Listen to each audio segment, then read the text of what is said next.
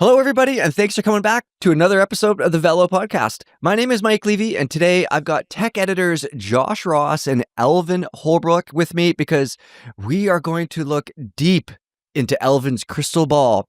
He has written a couple prediction articles, so he's going to tell us what he thinks the future, 2026, of road riding looks like and gravel riding. There's a whole bunch of things to dive into there. I'm excited for that, Alvin.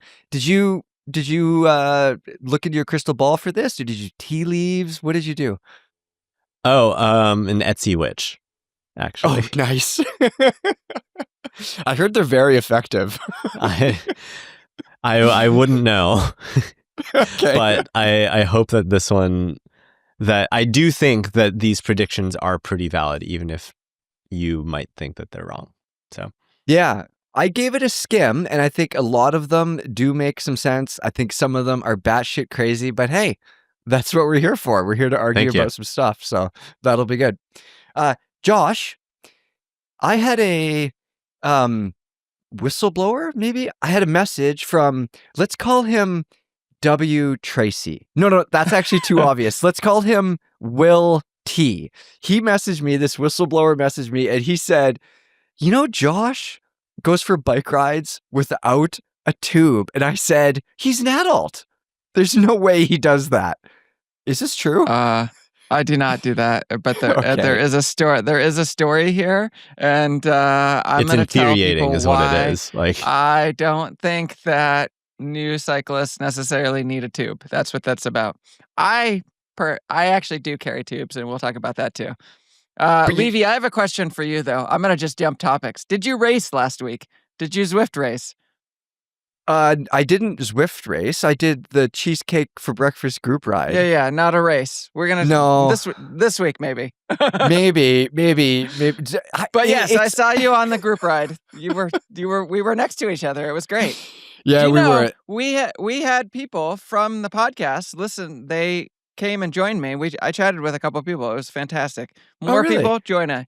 Yeah. Can we shout out the ride name on here that we do on Sundays at 10:05 a.m. PST? Is that allowed? We absolutely can. I can't remember the ride name, but it isn't. There's only one at 10:05. It's 100 kilometer, and just look in the Zwift app and you'll find it. I'll link it down for breakfast. Below. Yeah. Oh yeah, that's right. Okay, cheesecake. Yeah, for breakfast. I've linked it in the past. I'll link it down below. Perfect. Yeah. Okay. Come join us. And if you jump on Zoom, you can chat with me. And if you type, Mike will see it, but will not respond. So why tell would him I go why to a he's Zoom nuts meeting? for not bringing a tube. Telling people to not bring a tube. That is you can come just tell me how ridiculous. Garbage my views are. You can't stand listening to me. Whatever. Come tell me. Perfect. Yeah. Go that Fuel far. for the fire, right? Yeah, it's perfect. All right. Alvin, I want to talk about your gravel bike predictions first. Let's talk about tires, because I definitely do agree with this one. You say that your first major guess or prediction, I guess, is that gravel bike tire widths have kind of topped out at 2.25-ish, and things are going to get much bigger. I feel like that makes a lot of sense, right? I think so. I think we need to step back a little bit on this and understand, I think at least partially, why people were going for these tire widths or these mountain bike tires. And that's because they were so fast. They were the fastest casing available, the thinnest, lightest casing with the grippiest rubber or the fastest compounds. And they happen to be mountain bike tires. And comparatively, gravel bike tires were trying to balance like puncture protection and durability and that type of thing, and trying to figure it out a little bit. And I don't know, for me at least, like I've noticed on even in the fastest of these tires, like the Schwalbe Thunderbird and the Conti Race King and those wider widths, when you get up to a higher speed, particularly on smooth tarmac, like it just isn't as fast. Like it just isn't as fast. Shocking. I don't know. Yeah. And so I am generally pro finding the fastest tire. And I think for the last few years, that has been a road or like a mountain bike tire. But I think in 2026, we are going to see good gravel bike tires in a 50 mil width that are fast, light casing, like have the better balance and roll really well at different speeds. I'm going to be like the old man in all of these, which is opposite my normal thing. But 45 for me is really where I like to be, quite honestly. It's always horses for courses, of course. Yeah, but I think very that much so. True. one of the limiting factors with tires is obviously drivetrains and geometry. You know, if the rear end's short and you have 2 chain rings, well, it's trickier to get a proper sized tire in there. And there's lots of people listening to this thinking like, why would I ever want to run a Race King? But like I said, horses for courses, like here, I don't want to run 2.25 Race Kings all the time, but I also really like riding gravel and not dying in Squamish. So like they roll decently-ish. I think they roll just fine. Personally, it's not as fast as like a Terreno Dry or whatever, but they roll fine-ish and I survive and bikes are getting better. Yeah. And I should clarify, like it's not as fast, like I found in my personal testing, it's not as fast on like really fast dirt or like very light gravel or roads even. Like they often just feel draggy, and that's not always the case. Like the Schwalbe Thunderbird feels fantastic, but also you're going to puncture it. Like the casing is paper thin. Like that's what it is. Which is why Schwalbe like encourages its riders everybody to look at the G1 series. The latest G1 RS is available in a 50 and I believe a 55 width. That tire is awesome. The new G1 R in a 50, phenomenal tire. And I would pick that personally 8 times out of 10 over Thunderbird, the mountain bike tire, and definitely over the Rick, which is their new replacement for the Thunderbird. One of the things with gravel riding that I've found is that it's almost like you're never on the right setup ever, no matter what you're doing. Like it's always like, so gravel riding in a sentence. Yeah, no, exactly. That's exactly it. So like part of gravel riding in my mind is, you know, it's being okay with pushing 2.2 Race Kings for 50 kilometers on pavement to get to the good stuff sometimes. Yeah. You know, the rough gravel stuff. Whereas, you know, in a perfect world, I would have the freaking 35 millimeter Terreno Dries pumped up to 50 PSI or whatever, you know, whatever it is. And then when I get to the good stuff, I would have my big tires. But a lot of gravel riding is the wrong bike for the right ride. I feel like that's accurate. It can be, yeah. I think that's the case. And if I were to take this a step further, I would say that the right tire a majority of the time for most people is going to be some sort of mostly slick, light casing 50 mil tire. Yes. Yeah. That's it. I think we're past people seeing wide tires as being slow. It's, you know, casing and tread pattern and all that kind of stuff. But I think one of the big hiccups with this, we're still seeing brand new gravel frames that like barely fit a 50. And I guess, again, obviously horses for courses, like some of these are, you know, arguably, Josh would probably argue that some of these are more all-roady things, you know, especially with multiple chain rings and short rear ends and things like that. But it's always going to be the frame manufacturers that are limiting us, eh? Yeah. Well, I think suspension's probably going to start to be a differentiator at that point then too. In which case you don't need a wider tire. Well, maybe. Yeah. What do you think about suspension? What are the tea leaves, or no, what does your Etsy witch tell you about suspension? Frick. I shouldn't have said that. Suspension, I think, is the next logical step. People are realizing that the greater comfort from a wider tire is great, but you can't tune a wide tire as easily as you can the suspension. Like you can have better small bump compliance and still not have it feel sluggish or slow or what have you. And and I also wrote about, there was some testing from there's a elite athlete, Hannah Shell. I believe she was in Lifetime Grand Prix for a while. She did some testing with this like outdoor aero testing expert, Mark Graveline, which hopefully we'll be able to have stories on that in the future. But they found for Unbound, the fastest setup was a 45 mil up front, 40 mil in the back with a suspension fork. Mm-hmm. Yeah. And that was a race where there were and granted, like, this is the pointy side of things, right? Like, so this isn't the average person, but they found like high end speed was better because you have the narrower tire, more aero, more comfort from that suspension fork, and it was more efficient than the wider tires. So I'm not saying that I'm not necessarily a proponent for suspension, but I do think that's the direction that we're going. I have a couple things to say about that.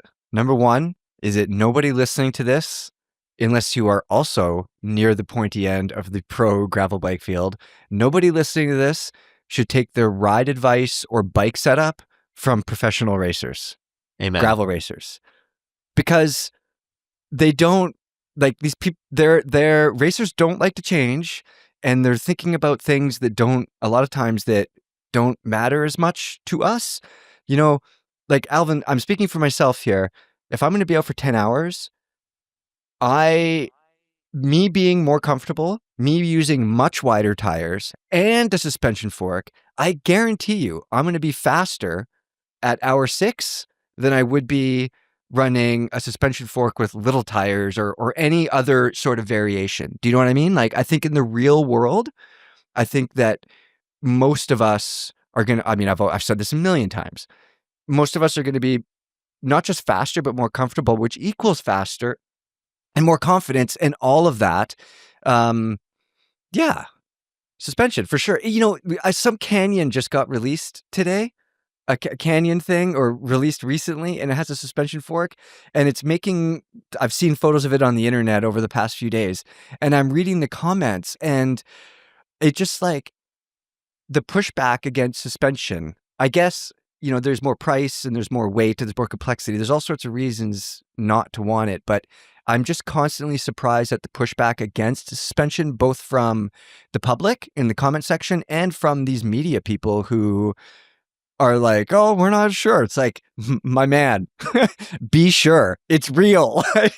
Just use the fucking fork. Yeah. I don't know. I mean, we've had Josh? this discussion in the past, right? Like, yeah, I don't necessarily want the added complication of suspension. Like, that's what draws me to drop bars, at least partially. for sure. So I my will thought say, it is definitely faster. I 100% agree. I don't necessarily want it. yeah, Same as Alvin, yeah. I think. The complication thing, I will say that I have dropped my Fox Tapercast 32 lowers 3 times over maybe 50,000 kilometers. Like, the thing just keeps running. It just keeps going, you know, and I clean the seals and I do the things. But it's not something everybody should obey the suggested service intervals.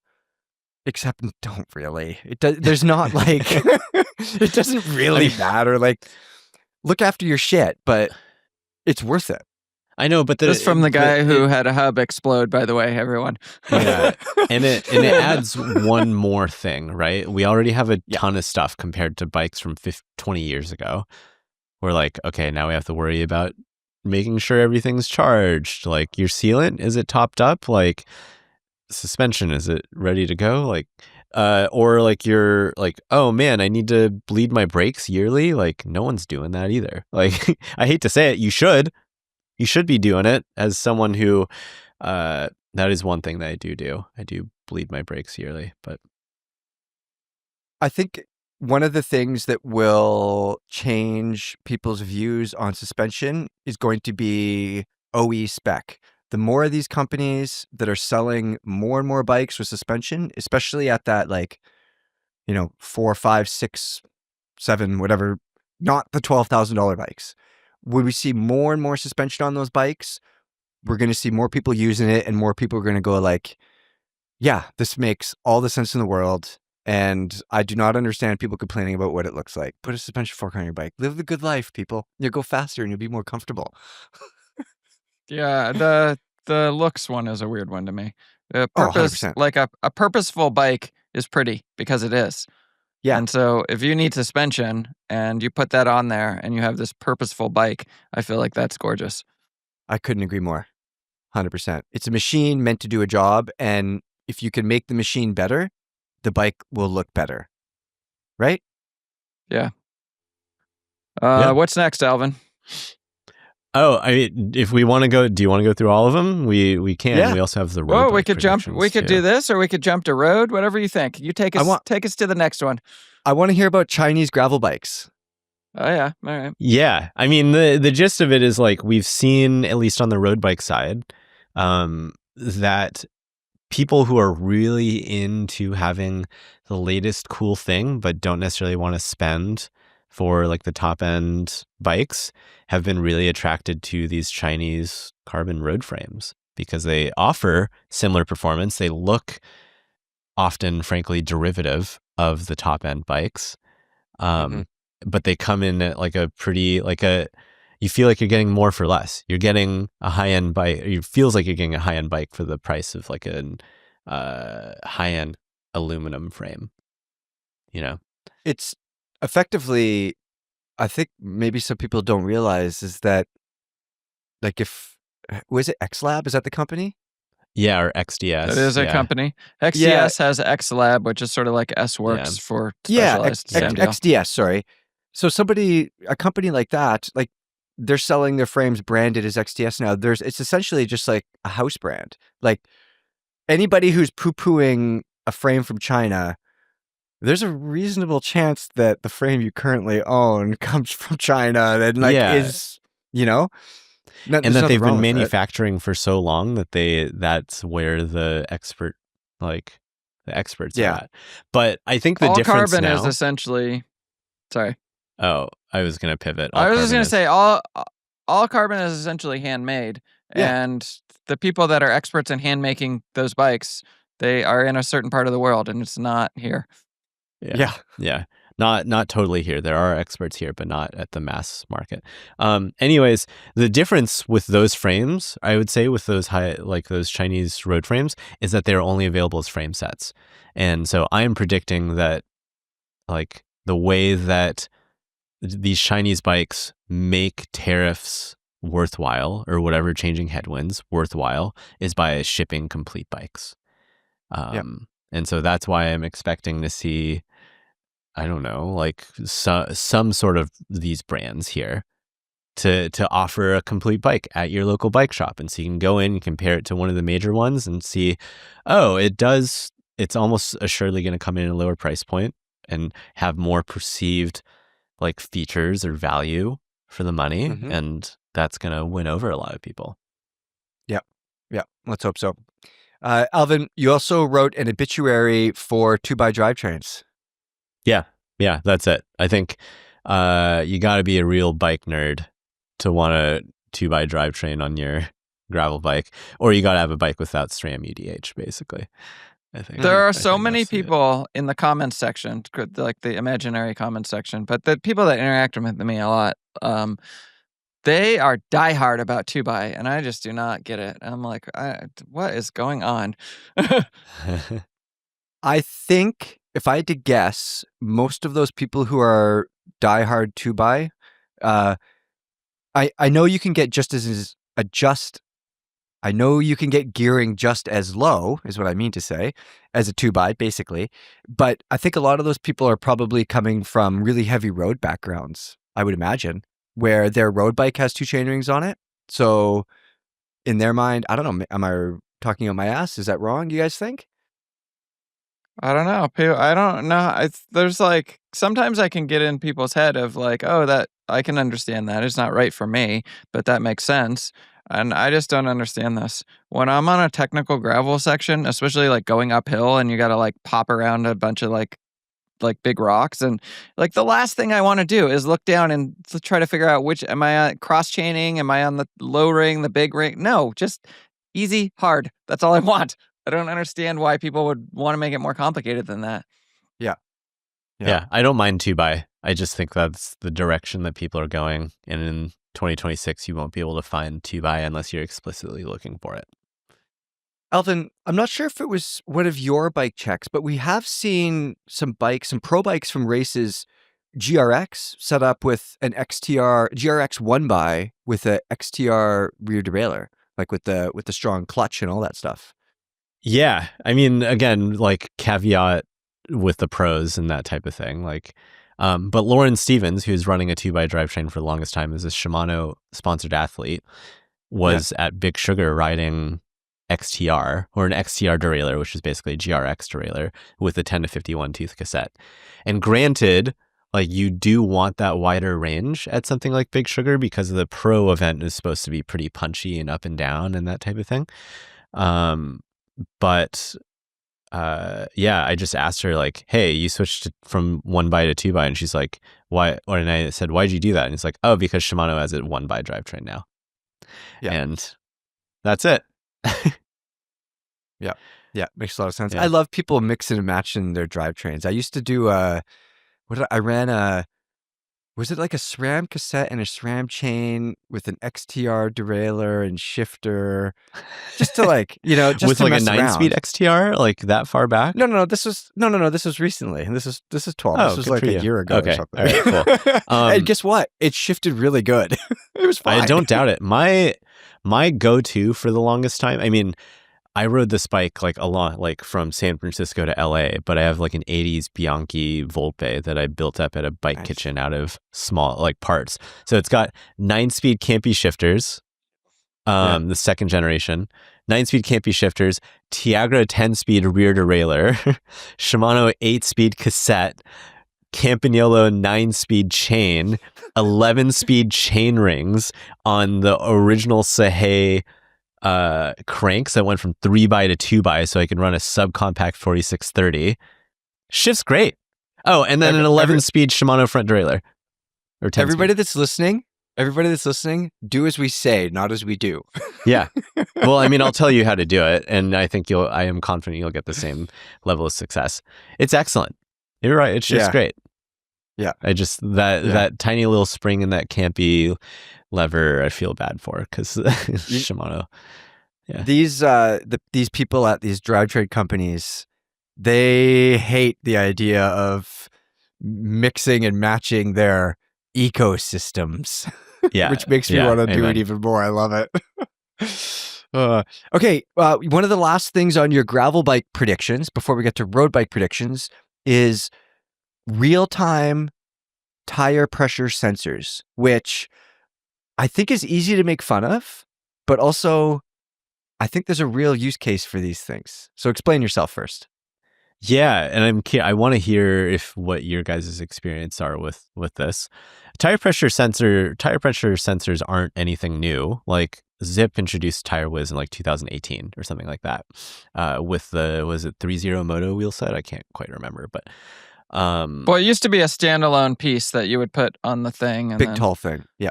Yeah, but they got then they went to a second generation of that, and then more recently that's discontinued, and now it's just built into the wheel, which I do have those wheels. Yeah, and so I'd be curious to hear about that, but I think it's just like a logical progression. Cyclists, I think, are inherently obsessive, unfortunately. Like they want to know about everything that's going on. They want the data, and this is like an easy place to get data, especially considering the amount of performance that you can gain just from adding the right amount of air in your tires. Mm-hmm. And so adding air doesn't cost any money. And so that I think has been kind of the holdup because those Tire Wiz things have been pretty expensive. But we're starting to see less expensive versions of it. And then we're also seeing them built into wheels, which I don't predict is going to expand. Like I don't think other brands besides Zip are going to do it, but I bet we will see more bike brands start to offer it as an accessory for half the price. And then at that point, people are going to bite. Josh, have you used those wheels with the tire pressure sensor? Yeah, they're fantastic. But I just don't understand why you wouldn't be in this is like one buy. Why, like, all things being equal, so let's say you're going to go out and you're going to buy new wheels for whatever reason. You're looking at whatever price point, and one wheel has the sensor built in, one wheel doesn't. Same price, basically the same weight. Why would you not choose the one with the sensor? But when I was reviewing them, I actually sorry. Yeah.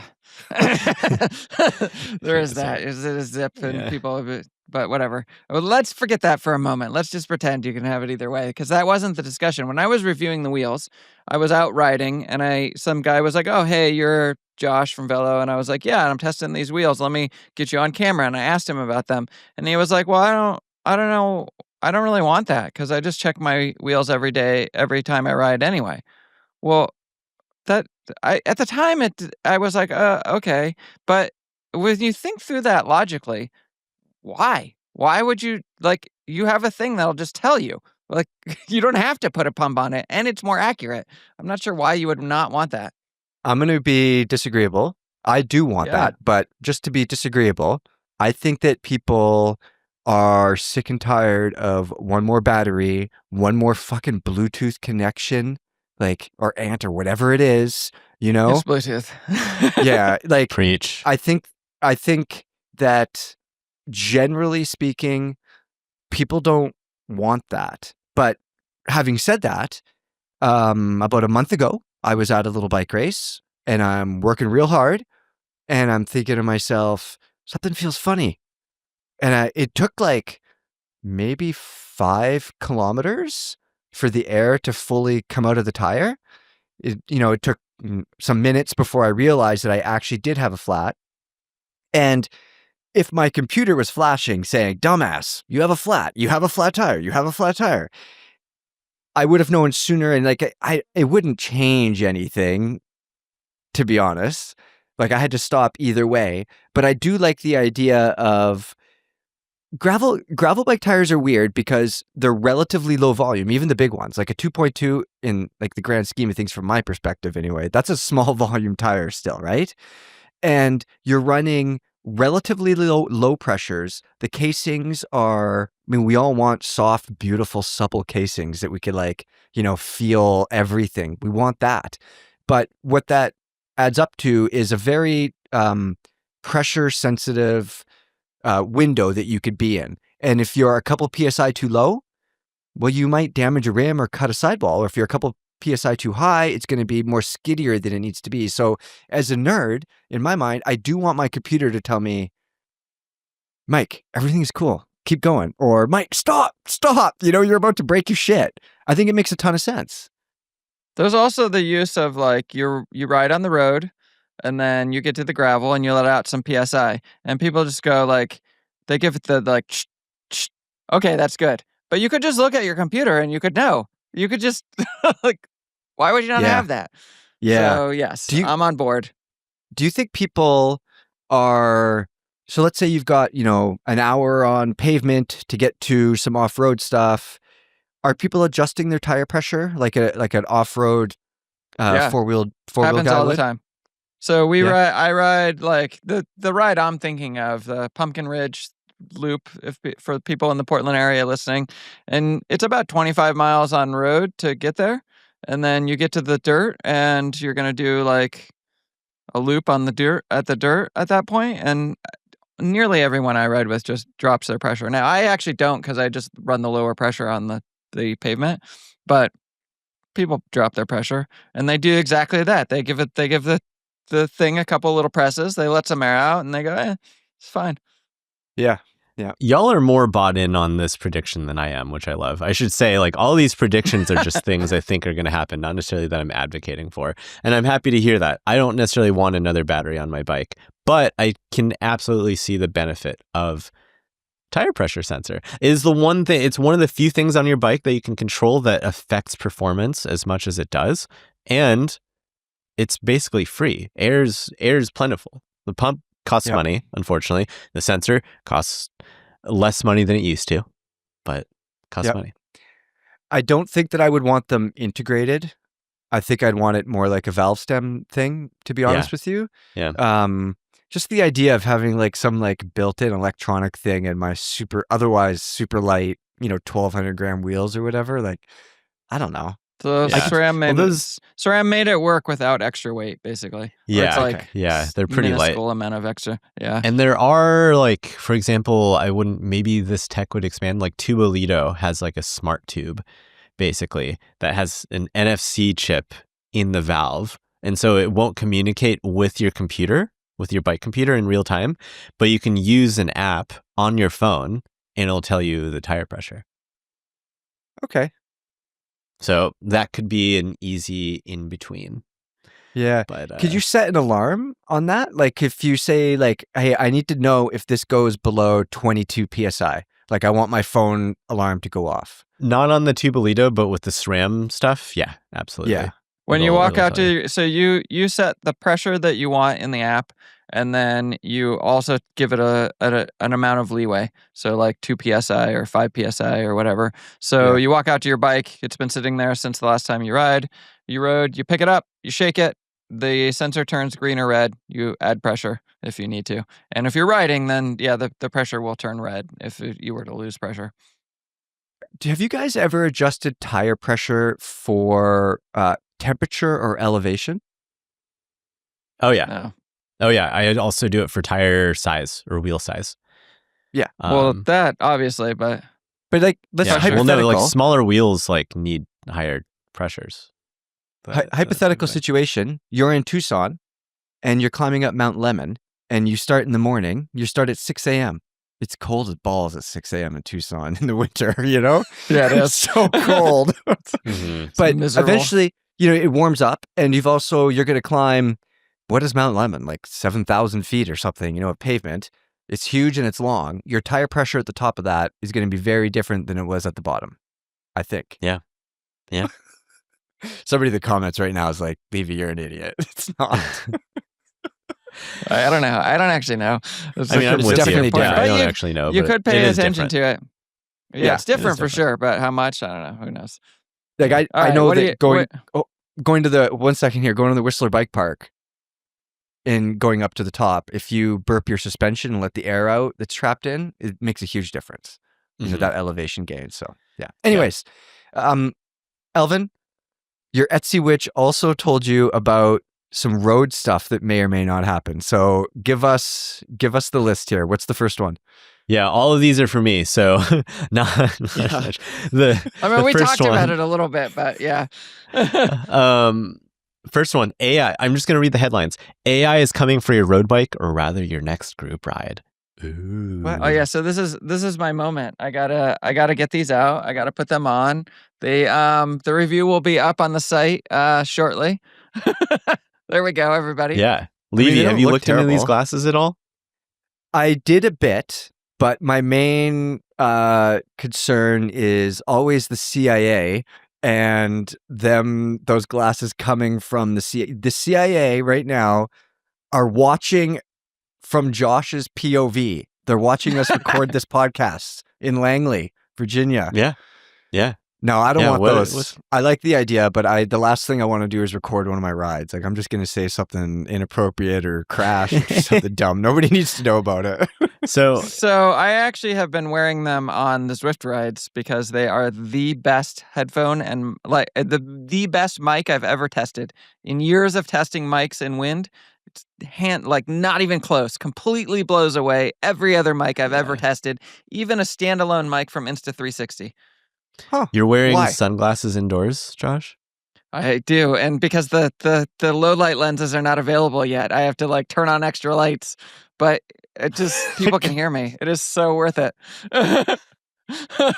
I wish they had a camera for you so they could see do. that you have to They can turn see on it. the Yeah. lights so you can wear sunglasses indoors. Are I'm you on a kidding Zoom me? call. They can see my ridiculousness, and I've been wearing a purple jersey, and I have a purple headband. Everything matches. I'm all matchy. Oh, man. Josh, can Go you ahead. tell me like a use case scenario for these glasses outside? You're going for a bike ride outside with Okay, some so friends. We're gonna get into the. We'll talk more about this in the actual review when we talk about it upcoming. But don't focus on the what these are. They are really good riding glasses because they're Oakleys. They're just great riding glasses. They are good headphones for riding. So they're open ear headphones. You can hear them, and they get louder or quieter when you go faster or slower. and then there's just an incredible mic. And that incredible mic means that you can interact with the Meta AI, and you can ask it things like, if you have it connected to your Garmin, you can ask it how fast you're going. Anything your Garmin knows, you can ask it. I also use it for like, when's the sun going down today? What is the weather later today or tomorrow or whatever? I ask it to do little algebra problems. Like I have 13 miles left and I'm going 23 miles an hour. How long is that going to take me? That's actually pretty neat. Yeah. What's the answer? It's like half an hour, right? I don't actually know off the top of my head, but there's like, so. Well, hey, question. But 1 second. Yeah. Will it, if you ask it because your tire pressure sensors are connected to your Garmin, if you ask your CIA glasses what your tire pressure is, will the CIA tell you what your tire pressure is? Fascinating. You know what? I didn't actually test it on that bike, but that is a good question. Levy, he's about to put out like the Men in Black thing right now, the pen that like the memory basher. Yeah, exactly. Oh man. Yeah, and with the glasses on. I haven't tried these yet, but I do have like a form factor question. It looks like the arms are big enough, and I feel like we may as well talk about these while we're here. But like it feels like my music started. That's why I had to take them off. It doesn't look like you can like easily slide them into helmets. You can. It's no problem. But the thing, like the bottom of the arms, like come out so far. Oh, okay. Well, come on and focus. It won't. It doesn't want to focus, but it's fine. I have had no problems running it with my. They look tall but flat. Yeah, and the back part is nice and is plenty thin. It fits just fine. I wear it over my helmet straps because I've done this before. This is not my first rodeo. And did anyone think that you didn't? I'm just saying. It's important to know that. Cool. I just want to put it out there that I do wear my sunglasses over the helmet straps, and they work just fine. They don't get in the way. I destroy glasses. So if I was going to consider these things, I would need to know that the lenses are interchangeable. I assume they are. They are $85, and there are 4 prism lenses. The one you mostly want is the red one, which is for road cycling. And there's also a low light version, which is not yet available. How much are they? They are $500. Bruh. That's actually not that. That's okay. Here's the thing. It's not that bad. One of the group chats I was in. Not that bad. Well, so here's the thing, because it has a camera built in plus the headphones. Yeah. I so guess. you pay $150 for, let's say, I think it's like $160 for the Shocks headphones. $250 for sunglasses, right? How much are Oakley, like with the little bump on the nose thing? Those things are not cheap. And then now what are we up to? I mean, you're pretty close to $500 already, and it's not. And then you don't have crazy. to carry a GoPro with you or something like that. I had a friend who just picked one up because it was 20% off at Competitive Cyclist, and so it was $400 instead of $500. That's a like CIA tool or not. Like it's pretty compelling, I would say. Josh, can you talk to other people in your group ride wearing those glasses, or would it have to be like a phone call? It'd have to be a phone call. It just works through my phone. It's not like the what is it? The Shimano brand laser. It's not like the laser thing that we talked about a while ago. Yeah, interesting. I would like to try them. So for me, what I do is I order. I think it's like for $12, I can get a 3-pack of these like fake Pit Viper style glasses off Temu. Just because I go through them so much, I would never trust myself, with a pair of $500 glasses. So there's a couple of things that might not work for you. One, the real world battery life is about 4.5 hours. So that'll work for a lot of rides, but not maybe some.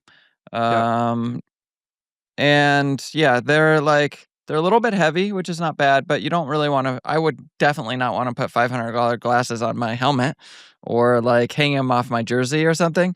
Now, I normally keep my glasses on all the time, but if you don't do that, then these might not be the right choice. Interesting. Okay. How far out is the review on these bad boys? It'll go up as we're recording. It'll go up tomorrow. So we Okay. will likely talk about this in more depth next week. Yeah. Let's move on. But that's very interesting. Yeah. Alvin, what's the next one? All right. We don't have to go through all of them, but I'll just rapid fire them. New Shimano drivetrains and predicting new versions. They usually come out every 4 or 5 years. We're overdue. I'm predicting 13 speeds and wireless front and rear. Yeah. I And hope that that's- they're fully wireless at this point. I don't know if it'll happen, but I have my doubts, but I hope you're right here. Yeah. I'm also predicting Shimano moves on from its HG spline and goes to micro spline, which allows for a 10-tooth cog. And so I'm also predicting 10-tooth cog on the road. So we'll see. Oh my we'll God, see the what happens UCI is going to lose their mind. We'll see. This one was a collab with Josh. Josh helped me come up with a bunch of these. So 2026 is year of the climbing bike, thanks to FEA, which Josh was pretty big proponent of. But bikes are just going to get lighter.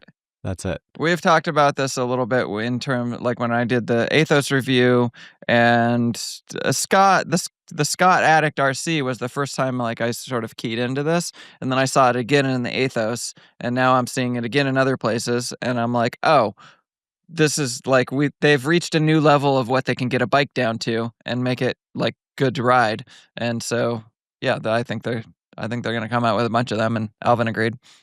Yeah. Below UCI weight limits? Yeah, I mean, it's basically 600 grams for a frame is about where we are right now. A little less for some brands, but like Crazy. And it's just a matter of Yeah. where the technology of like where computers and where the software is right now. And then, I don't know, in a couple of years, that'll all advance and they'll drop it even more. Yeah. Next one, you're going to swap your tubeless setup for a TPU tube, which you scoffed at, Levy. I can't What say world? no. I hope people don't do this. My God. Nobody listened to that. Tubes are some Stone Age shit. That's for sure. People are, this isn't more in the comments, man. People are like, TPU, all about TPU. I'm like, great. That's $40 tubes. Enjoy your $40 But it's tubes. not always that- $40. No, you can get them cheap on Temu or whatever. But like, I've also seen people pull out their Temu tubes and they're just broken. They don't work. They don't inflate. And There are God. solutions to this. You got to buy ones with aluminum valves for one. That's a big one. Don't buy an alloy valve. And then frankly, you're going to have to test them ahead of time. That's the other thing. Like, unfortunately, because the QC isn't quite there. But then you don't have to pay for $45. You know, like. Well, we're gonna get into this, and this is a core to my argument in the next thing. But we'll talk about this more in a second. As a mountain biker, as a semi-retired mountain biker, and now full-time gravel rider, I could not imagine riding with a tube. But I do know that it is different on the road. You're not depending on the sealant as much, because when you have high pressure, like the sealant's not going to plug it as well, maybe. But I just like, Alvin, as soon as you remove a tube, you have to worry about so much less to go wrong. Why would anybody put a tube in? Yeah, so I agree. I'm pro tubeless, but I'm just going to paraphrase what I write in the thing that I'll link down below. Tubeless tires can be a messy, expensive headache for people to set up. Like, it's not as easy. It's not always as easy as we'd like it to be. Like, I set up a lot of tires all the time and I tend to not have issues, but that's not the case with everyone. TPU tubes, super easy to set up. There's just no mess. You just stick it in, and provided you don't pinch the tube as you inflate it, because that happens with TPU, like, you're good to go. With old style tubes too. I've had some explode in past Yeah, years. and so it's sitting there, and you think it's all fine, and then there's a big boom. Yeah. It's not fine. And compared to a standard rubber tube, the TPU tube performance gains that are purported are that it's way closer to a tubeless setup than a standard tube setup. It's light and it's if you're not spending $80 on tubes, it's pretty inexpensive too. So it's not me saying that tubeless is dead on the road. It's just that you're going to think about it because Silca just came out with a new TPU tube. Are you thinking about hookless rims at all when you're talking about people using more tubes? So that's interesting that you say that, because that's also the next prediction, that hookless is dead on the road. But no, I'm not. Wait, but you got to back that up a little bit, because when we say hookless is dead, we don't mean you can then run clincher tires, or at least I don't. Yeah, no, it's that like modern technology is kind of coming to this point, but also the hookless thing, like. I know I'm a lot more skeptical of hookless than you are, Josh, and I think Levy is on my side here. But I just think that people are going to be looking for hooked rims, and like wheel manufacturers have to figure that out. And so they either like stay steadfast and say, we are committed to hookless, like we are going to do hookless, and then lose potential sales to other competitors, or they make an adapt, basically. It's gonna be a lie, though, people. It's gonna be micro hookless, which is not actually hookless. There's either hookless or not hookless. And it's an additional safety factor, is what it is. Oh, God, it's just so ridiculous. Yeah, I'm all for it in a way. It doesn't hurt. It's just like I feel like it's pulling one over on people, and it all goes back to this: just run less pressure. That's why your sealant doesn't work. You're not supposed to run 90 psi. Agreed. I don't think that. I don't. Go ahead, Levy. I was just going to say one of the big battles here is telling somebody that a hook doesn't hold the tire on. Yeah, it's not how it works. Yeah, but it also, like, that's an uphill battle, because in my mind, even the hook holds the tire on. There are a lot of things in the world that are better, but they are an uphill battle. And so we eventually don't do it. And whether or not like hookless is truly better, which I don't believe that it is, I would rather have a hook given I actually the choice. Don't think it is truly better. It's just, it was a solution to getting more volume and lower pressures and making it all work. And making it all safe, quite honestly, which I wrote about, just making sure they could hit those sizing numbers consistently. But now they have found a different way, but it's all still the same thing. So, yeah. Okay.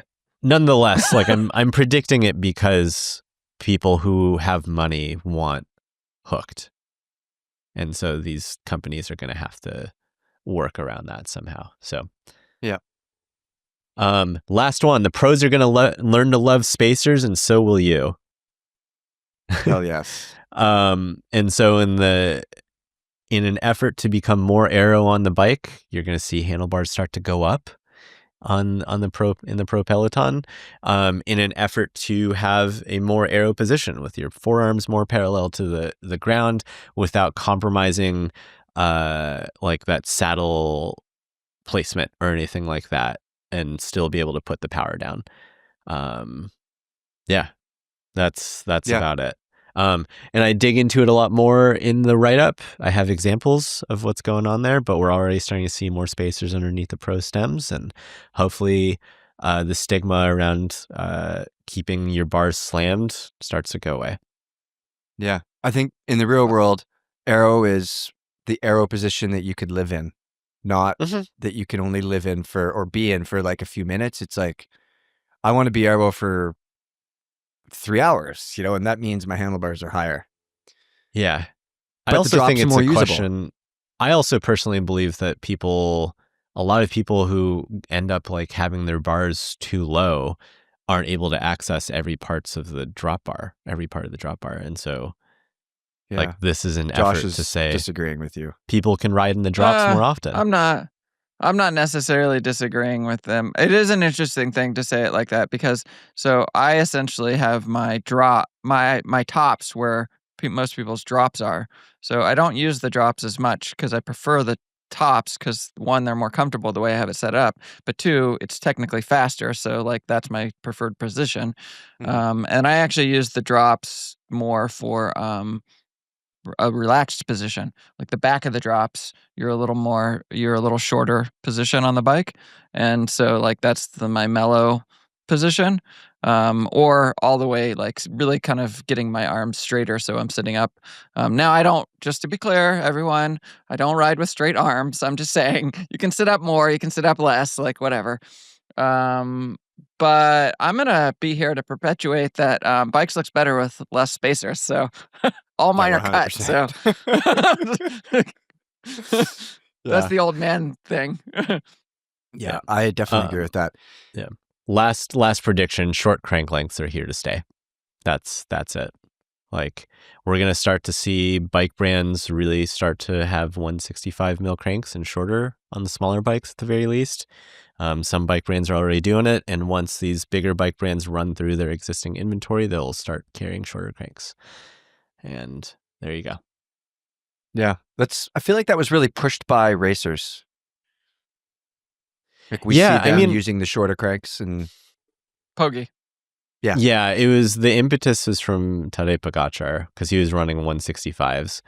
But I also just think that there's a whole bunch of people like I historically have run too short of a crank length. If you were to follow, or too long of a crank, if you were to follow the studies around that, I should be on like a 155 mil crank length instead of 170, which is what bikes my size come with. Just like handlebar spacers, I guess there's no right answer. Eh? It's whatever works for you. Yeah, I guess you're right. Guys, we're almost an hour in. We haven't even got to our main topic yet, which is how prepared are you for bike rides? Okay, let me set up with where this came from. Damage control, Josh Ross. The damage control. All right, come on. So I wrote an article about how to get started gravel cycling for $2,000. And this wasn't just about the bike. It was like you walk into a store with nothing. You've never touched a bike and you walk out with everything you need to go for a ride. And this plays into everything we had just talked about, which is, so I actually had room in the budget, but I was like, I don't want to tell people to get a tube because they're not going to use it. Just have the shop set up their tubeless for you. Take a plug and learn how to use your plug. And if you can't get your tire to seal, then call Uber. You're not going to, because you can carry around a tube. And sure, everyone's like, but you can carry around a tube. What hurts? What's the harm in carrying a tube? There's no harm. But I have carried, the last time I put a tube in a tire, and I carry two, I carry 2 plus plugs and boots. And the last time I figured it out, it was 2021. So what makes you different from everyone else that's also on a bike? Because you're advocating that they don't have to. Yeah, well, so I think that probably I don't necessarily have to, but if I'm 100 miles from home, that's a bit more of a ask for either Uber or a significant other. One, that's a lot more money, and there's a lot more commitment. Uber. Yeah, that is an expensive Uber. But if I'm like 10 miles out, that's not much of an Uber problem. I just feel like we should be telling every rider, especially new riders, that they should always have a tube, a pump, and a multi-tool. Like, I feel like it's just good form. Do you know what I mean? Like, it's not always a basic repair, but it's just like how we say, like, you shouldn't be going out into the boonies if you don't know how to fix your flat tire. We should all have a tube. You know what I mean? Yeah. I mean, that was the argument that I got back. I posted this on Threads a little bit, and now Threads is hard because it's just like a short little thing. Just to make people angry? Yes. I may have pressed the outrage button, but that aside, I was really making this argument, and it's like, it was more about meeting people where they are, because there are so many people that just say, I'm not changing. Even like they're running tubes and they have a tube with them and they're like, I'm not changing that. I'll just walk to the bike shop.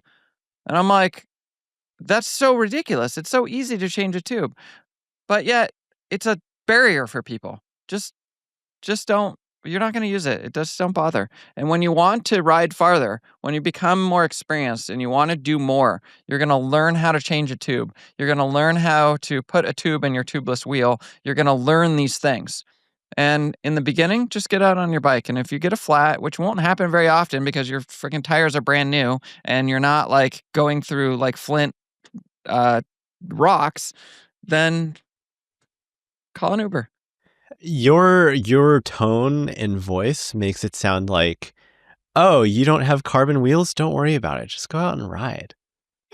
This is completely different. Okay. It's a $6 tube, brother. Like, this is like, even if you don't know how to fix a flat, like if you're on a group ride, which I think more often than not, people are on group rides, you're going to be with someone who knows how to do it. And maybe if I'm riding by, not everyone does this, but if I'm riding by, I see someone on the side of the road fiddling with their bike, I'm going to slow down and ask them if they need help. Oh. Yeah, exactly. I stop. Hopefully I stop they and have the help Meta people. glasses on.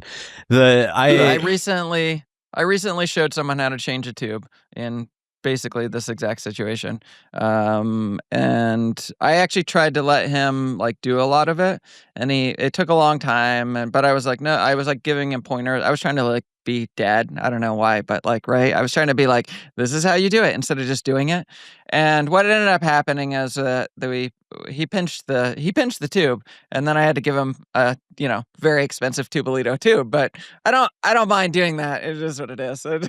I give out tubes much more than I use them.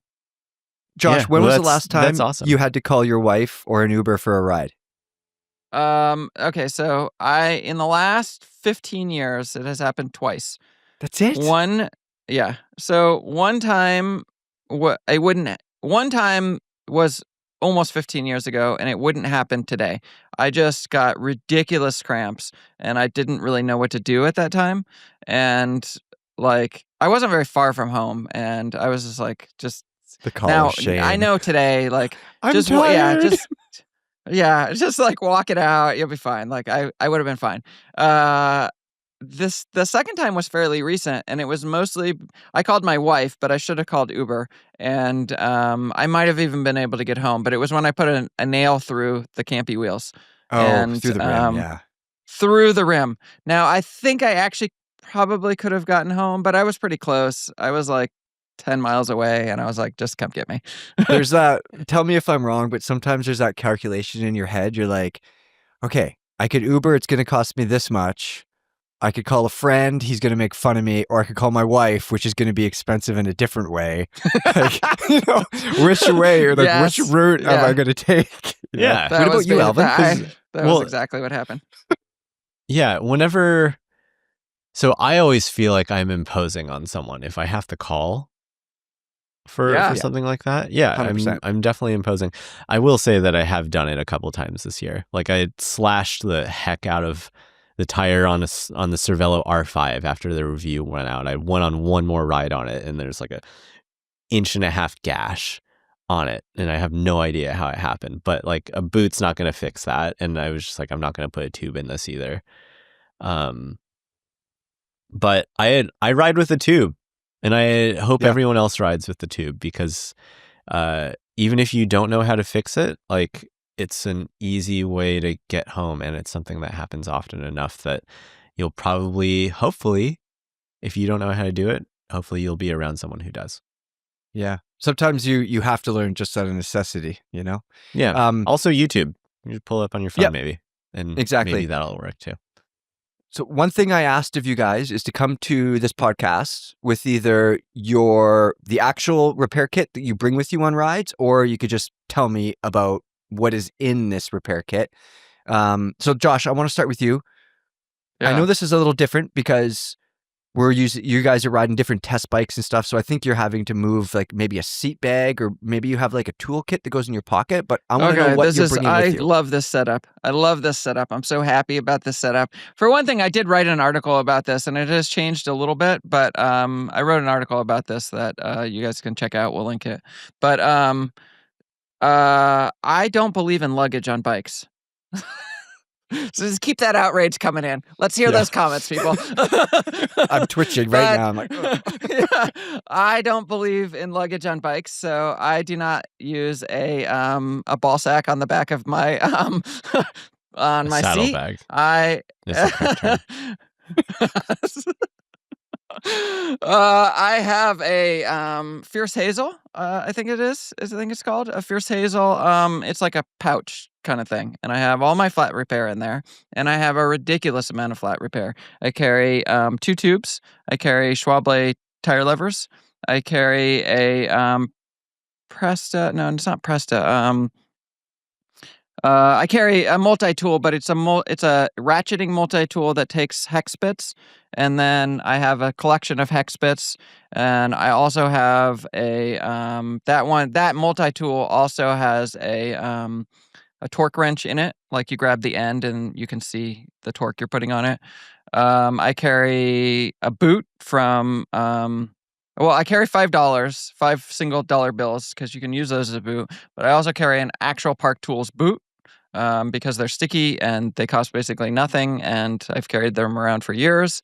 And what else? I carry rubber gloves because if you want to touch the chain and deal with it just makes life easier. I carry a little tiny wrench thing, which is I'm actually going to put in our buyer's guide for our like Christmas or our holiday gift guide. But it's this little tiny wrench so that you can get the nut that holds the valve stem into a tubeless wheel. So sometimes if you need to put a tube in, you need to take that out. And sometimes those things are too tight to get loose. So I have this little tiny Swiss Tools, I think it is, wrench that you can use for that. I carry valve stem or valve cores. I have a valve core remover. I think I'm starting to run out of things. you're very prepared. But I'm very prepared. Very prepared. Will made it sound like you leave home without anything. Yeah, I know. I go for if I'm 150 miles from home, I am stuck. I am not calling. There's no one I'm calling, and I'm going to be in a rough spot. I have everything that I need. I usually have everything for not only myself but other people. Like I'm the first one to be like, "Hey, I have this thing that you need that you didn't bring." I have tubes the expensive TPU tubes that like if I regularly give out. I mean, partly because I get deals on them, but like also because my buddy needs it. We got to get home. He has put 90 PSI in his wheel and does not understand why it won't seal, even though I've told him 15 times. Dynaplugs. I also have Dynaplugs because that's your first line of your second line of defense with tubeless. You first have the sealant. Hopefully it just seals. If it doesn't, then you use Dynaplugs. It almost always works, like 90% of the time. If that doesn't work, which the last time that it didn't work was absolutely pouring rain and about 35 degrees, which is why it didn't work. Your sealant doesn't work very well in those conditions. And then I put a tube in. Okay. So you are ready. Alvin, what does your kit look like? So it definitely depends on what I'm riding or who I'm riding with, I suppose, right? So like, if I'm doing, I mean, I haven't done an ultra in a few years, but like if I'm doing an ultra, like I'm bringing multiple of those like Park tire or Park tool like boots that are supposed to work with tubeless tires. Yeah. So I'm bringing a couple of those. I'm bringing a couple of dollar bills. I'm bringing at least one TPU tube. I'm not doing the Tubolito. Like I do have a Tubolito one here that I bought many moons ago for a gravel bike. But I also have some of the like AliExpress tubes that I've gone through and vetted and made sure are good. Most of the time, I have this tool that comes from Toe Peak. It's called the Ratchet Rocket Essential. I have a few of those around home for obvious reasons. So like exactly. So I have the really small one with the black handle. And I've had that for a couple years, and I used to really like the Feedback Sports like ratchet tool. This one's even smaller and it fits everywhere. It's worse for wear for sure, but I like it quite a bit, and it's small. That's the big thing. So I carry that around, and then in my thing, I have a Dynaplug Racer Pro that has 4 plugs in it, 3 that are standard size and 1 that's big, and then I have a Granite Designs tire lever setup that doubles as a chain breaker. Yep. Yeah. Excellent. Okay. So super. I mean, I have a saddlebag that's back there, and that's about it. And then if I'm on like a ride, even with myself, I'll usually bring some sort of inflation, which if it's a really long ride, I'll bring CO2. But if it's anything under 6 hours on the day, I won't bring CO2, and I'll just have a hand pump. So that'll either be like my go-to, which is like a Silka Tatico pump that just sits in my back pocket, or it'll be the Wolf Tooth like EnviroPlug pump that actually has a bunch of tools on the inside too.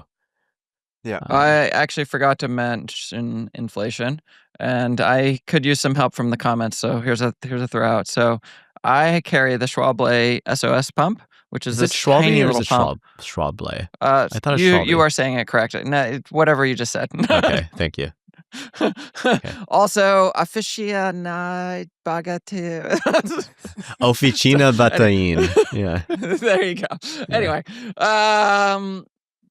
it fits in my Fierce Hazel pouch, and I went to go recommend it for this $2,000 gravel bike setup, and they don't sell it anymore. So if anybody has a really small pump that they are in love with, let me know Is about it it. a carbon fiber one? Is it like No, it's not fiber or carbon something? fiber, but it's about like 3 inches long or something, 12.9 centimeters. Yeah. Is that from the inside of your sticky, Levy? Yeah, it's really moldy right now.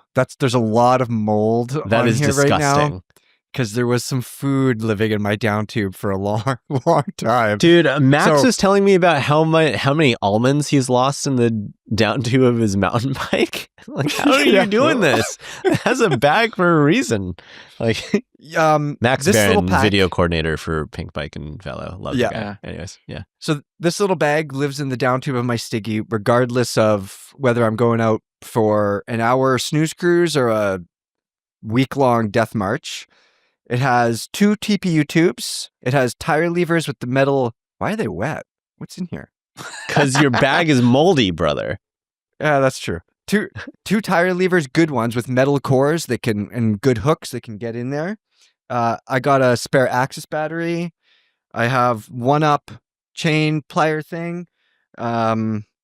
What's this? Oh, super glue, because you could always use super glue, whether it's a tire or a large open wound on your hand or somewhere else. At least one 12-speed quick link type thing. A lot of zip Oh, yeah, ties. I have that too. I And I'll carry switch quick them out. links. Yeah. A lot more zip ties, a couple tire boots, 2-3 tire boots. There's some elastic things in here. Yeah, and there's usually also a couple other gels and stuff. But one thing is like my bike, actually I should say, first of all, my life is burning down around me. Like, I don't know what I'm doing in an hour, let alone like tomorrow or a week from now. But for the rides that I like to do, my bike is always dialed. Like, I'm never going to leave home with an Axis battery that's not fully charged, even if I'm just going for an hour. And I think that preparation, like we're talking about how prepared you are as in what you bring with you, but preparation before the ride is a huge factor with this. And you guys have been doing this for a while. You know what works, what doesn't. You guys are going to prepare your bikes and they're going to be good to go and you're not going to be worried about them. But one of my questions for you is, do you have any buddies, riding friends that you look at and you're like, man, I love this guy or girl, but I ain't taking him way out in the boonies? Do you know the kind of person I'm talking about? I know the kind of person. I ride with Alex, if you're listening. I ride with Alex. And he's the guy that's always running like ridiculous pressure. So his sealant doesn't work and he gets flats all the time. And he doesn't like listen to me about how to do that. But I just basically bring the stuff for him. Like, I just have it. It's fine. I just like, I understand that I will have to deal. If there's a problem, I'll have to deal with his bike. Yeah. That's that's sort what of you do how dad I think mode. too. Is like, Sorry. but I don't want my ride to be ruined by frickin' Billy Bob who didn't check his tire pressure and it's too low and he destroyed his tire or something. Like we've all been riding for long enough. This sounds harsh, but we've all been riding for long enough that I feel like, well, personally, I don't have time for people who suck and don't look after their shit. You know what I mean? Is that fair to say? Yeah. I'm trying to think if I'm like, it is in theory, like it's fair to say, but I don't know that I'd even associate with people like that. Yeah, so there you go. Exactly. Right. Like I'm not in that. I'm giving Alex a hard time, but Alex's only thing is that he runs higher pressures, so he's more likely to get flats, and then he doesn't have good tubes, and it's like it doesn't want to seal. But this is not actually a big thing, and he's often in exchange. He is sometimes like, "Hey, dude, you need to eat. You need to eat. I can tell you right now, eat some food." Yeah. Yeah, exactly. That's a buddy. That's a riding buddy for sure. I do think more often than not, and maybe this is just my very limited like window of the world or whatever, but I do think more often than not, people tend to learn that they need to carry stuff, even if they don't necessarily know how to deal with it. Otherwise, they're going to have to be embarrassed and carry stuff. I did when I ran a monthly gravel group ride in San Antonio. The number of people who weren't bringing tubes with them was shocking, or they didn't have like a Dynaplug or some sort of tubeless tire plug was shocking, but they weren't people I was riding with regularly either. People I tended to ride with tended to have their stuff together, which, I think your story about the world like burning around you, but your bike is dialed is pretty common, even if they're missing a couple things here and there, which like the Axis battery thing is something I need to remember to bring. For sure. Yeah. I actually bring it. I bring an Axis battery on longer rides, but I'm shorter rides. I often run 2x. I mean, because I ride more road, so if with Axis, you can just switch the batteries if you need to. So it's not a big deal. Also, one more thing that I forgot that I think you might appreciate, Levy, is I carry some little squares of, I forget if they're called Tegaderm or Duoderm. It's all kind of the same thing. Tegaderm. It's second. Yeah. Your second skin stuff for burn victims and bedridden patients. And if you've got a saddle sore, just drop that on your saddle sore and you're good. Really? Saddle sore? Yeah. Polysporin too, with like the bit of it's either polysporin or neosporin. Like one of them has a bit of a numbing thing in it. So on big multi-day rides, I'll usually put a little tube of that somewhere on my bike. And I've had to use it before and it's helpful, the same way that Tegaderm could be helpful. Man. Yeah. I've never used the Tegaderm. I've always just kind of layered on, like I've just like globbed on the like chamois cream. And so I don't really use chamois cream, but this is like, I'm at mile 150 and for whatever reason, this bib, I got a saddle sore and it's just like, it's enough. I've dealt with it long enough, and I usually carry about 4 of them, just little squares that I've cut, and it's just the size of a saddle sore. Just pull it down, stick it on my ass, and just the size of a saddle sore, just 4 inches by 4 inches or so. Everybody, so they come in 4. They come in 4x4 the squares, and I cut them into quarters. So I bring like one of those. So okay. 2 more quick questions for you guys, and it's about sharing your location, which we've talked about before, which is probably not a bad thing to do, and also road ID. Do either of you guys use that road ID band on you, or do you just always make sure to have your ID and your wallet on you? Like, God forbid, of course, knock on wood, all the things, but you're unconscious on the road or on a gravel trail somewhere. People got to know who you are. Yes, I carry my ID. It's a thing. My wife gets pissed at me if I don't bring my ID with me. I always bring my ID. I don't use the road ID thing. And I also share my location always, every ride. And it's a thing. If some new bike computer comes out, it doesn't have a way to share location. It really pisses me off. But I also share my location through Google. But I actually just wrote today, like I was a little late to the podcast because I was telling people that on these long rides, I actually I chose the phone that I carry because it has the like some of the best battery life. And when you're always connected to your Garmin and broadcasting your location and listening to music, you need to think about these things. Yep. Alvin? I definitely share location. I share location with a lot of people. My Apple Find My is pretty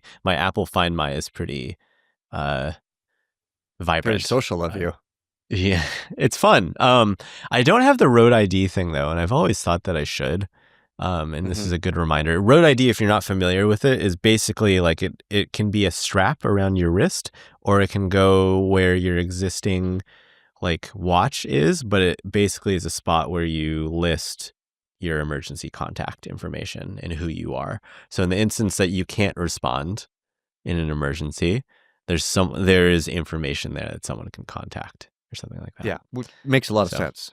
Yeah, a lot of people absolutely. put it on their shoes also, so they don't have to wear it.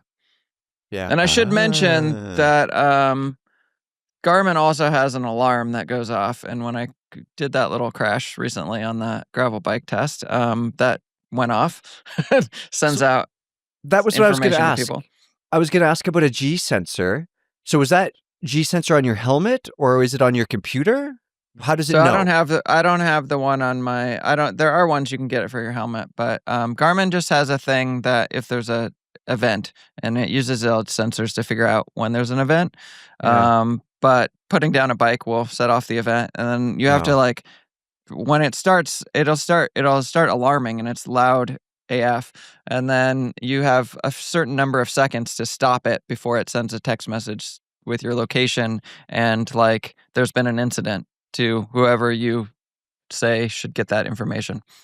The accidental sending, like if your wife is at home and you're gone on a huge monster ride and you accidentally set off this thing by, let's say your bike falls over, you're taking a break, it's leaned up against a thing, bike falls over, and it goes off. I imagine you're like, oh shit, I better let my wife know that I didn't just get hit by something, because she's obviously... When that happened recently, I immediately called and was like, I'm so sorry. I just couldn't get it turned off quick enough. I'm totally fine. Everything's fine. Bike's fine. Everything's good. It won't go off if your bike falls over. Okay. I don't know how it figures it all out, but it's pretty good about it. Yeah. The helmet G sensor makes a lot of sense to me. I'm interested in that, but then also there's been times where I've been like on a ride and something's happened and not something bad. Well, I mean, yeah, something bad. And we all have our little temper tantrums, and I wouldn't want my like significant other to get a message just because I threw my helmet or something. You know what I mean? Yeah. It's the Angie crash sensor is the one that Specialized has, and I don't recommend throwing your helmet just in general because they are one. Just so everyone knows, just in case we need to say it, they are one-time use. If you do as we say, drop your not helmet, as we do. If you throw your helmet, it's done. You got to get a new helmet, and they aren't cheap, so don't do that. Yeah. Well, guys, I would like to think that we are all very prepared. And Josh, I'm happy to hear that you do bring a tube with you and a whole bunch of other shit. I was quite surprised when I learned that, or someone told me that you weren't as prepared as I thought you were, but it turns out that's not true. You're just advocating for people to not be as prepared. Yeah. I am advocating for meeting certain people where they are and not complicating things. Just one last thought on this, actually, before we leave. I think a lot of it comes. I'm sorry. I think a lot of it comes down to also like the mindset of, is it okay to call somebody to come pick me up? Is that okay? Like, because there's two different mindsets there. Like there's someone who's like, oh yeah, I'll just call so and so and come get. Everything is fine. It's okay. Whereas there's also the mindset where like a lot of people are going to do everything in their power to not get picked up, which means you're carrying a bunch more shit. So yeah. I better not get picked up. When I had to call my wife recently when I put that nail through the wheel, that there's a steep price to pay for that. Okay. And I do not want to be in that position at any time. Also, just joking aside, like I disappear for 9 hours on a Sunday. The last thing I want to then impose on top of that is, oh, by the way, come pick me up. Like, no, I want to be dialed. Yep, exactly. Okay, guys, let's end there. Everybody that's listening, thanks for hanging out with us for another Velo podcast. And let us know in the comments, how prepared or not prepared are you for your bike rides? And when was the last time that you had to call somebody, maybe your significant other, maybe a friend, maybe an Uber, to come pick you up? We want to hear about those stories. And we will see everybody next week, where we're going to talk about Josh's CIA glasses, which will be good. See you later.